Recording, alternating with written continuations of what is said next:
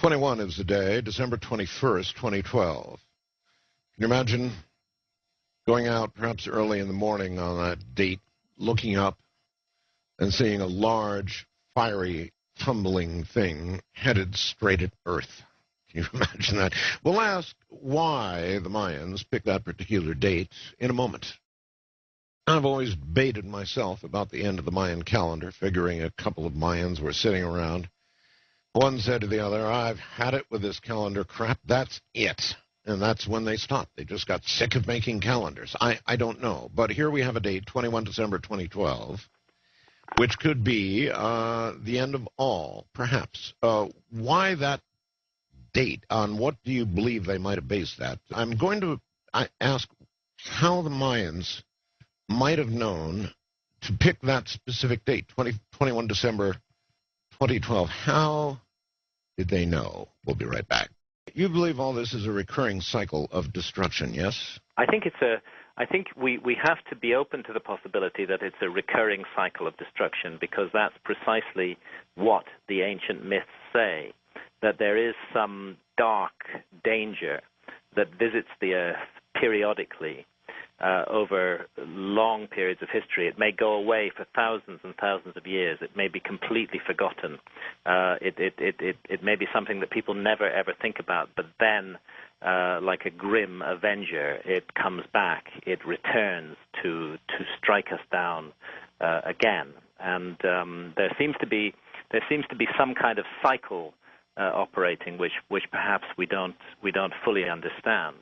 And I suppose the alarming prospect, and the one that should focus our minds and that we should consider seriously, is that this cyclical cataclysm spoken of in the ancient myths and in the traditions just might return in our own time.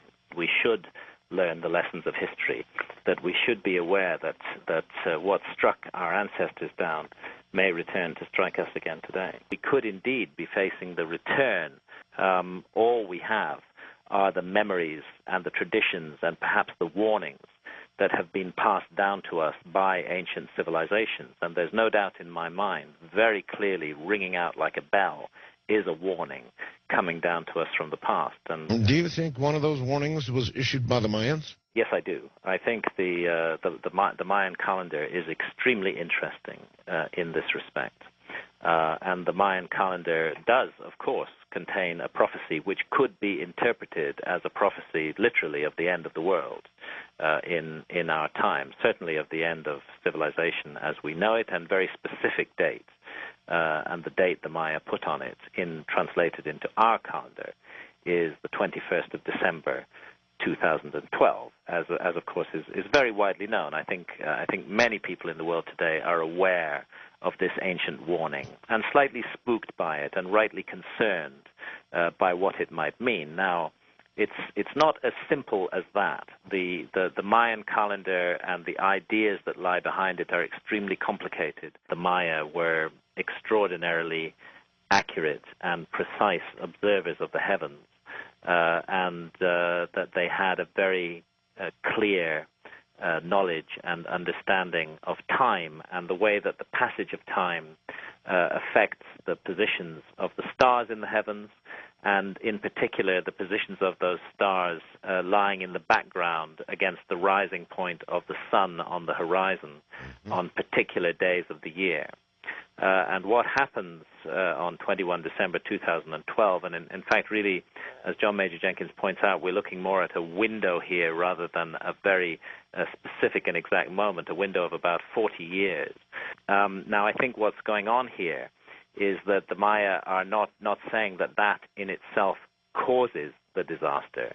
I think they're saying that is the marker by which we can recognize the return of the disaster. It's like a clock in the heavens, and their astronomy was so accurate that they were able to predict this event thousands and thousands of years ago. Well, given that date and a 40-year window, our butts are just about hanging out that window now. Our butts are right hanging out of that window now, and I do think that we need to take seriously what the Maya had to say, but that it also involves responsibly studying exactly what the Maya did have to say.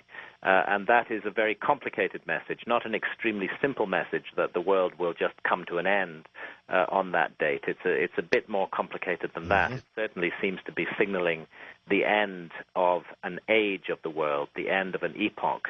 One thing I know for sure is that we would be unwise to ignore this warning and this message from the ancient Maya, a civilization that observed the heavens so accurately and so closely, a civilization that had inherited thousands of years of knowledge from stargazing ancestors such as the Olmecs who preceded the Maya, is a civilization that we should take seriously. And when they tell us that something traumatic and tumultuous is going to happen on the date in our calendar that we call 21 December 2012, I think at the very least we should listen to them. We shouldn't just dismiss it and ignore it. We should take it into account. And one possibility that occurs to me, we were talking before the break about the notion that the fragments of a comet that had struck the Earth before might be due to return in exactly this period, and perhaps the Maya used fortuitous events in the sky,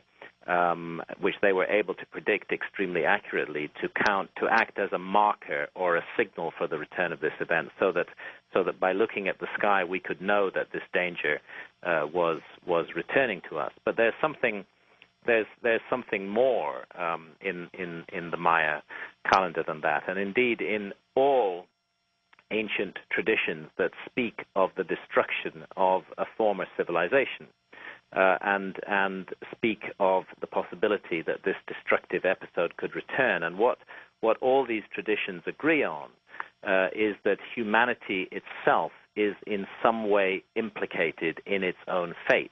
I have to say, if there was ever a civilization that looks in mythological terms like a soon-to-be-lost civilization, then that civilization is ours. Because just like Atlantis, we have, if you like, lost the mandate of heaven. We have become arrogant. We have become entirely and intensely materialistic. That there may be hope in this prophecy as well as fear, that there may be light in this prophecy as well as darkness, that somehow perhaps if we can transform our own consciousness, then even if a disaster does afflict the Earth, we will be better placed to deal with it in some way. So do you believe, Graham, do you believe it's possible, certainly at the fringes of science, there's beginning to be a recognition of the possible power of consciousness? Yeah. So do you believe that if we were in effect reborn and behaved entirely differently than we are now, that mass consciousness actually could avert the kind of catastrophic event, physical event that you've been talking about? Avert it, or at least make its consequences less damaging, and perhaps avert it entirely. Yes, I do believe that.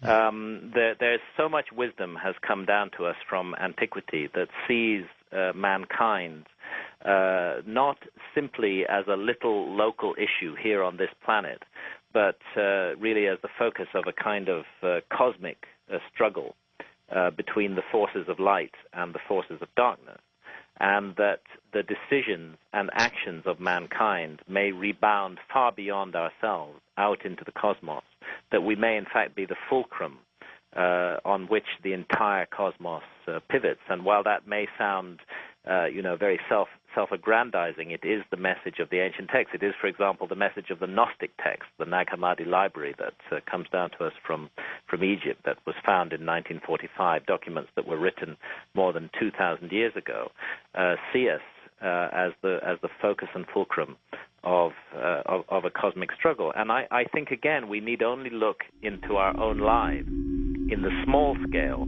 to see how this might work on a much larger scale.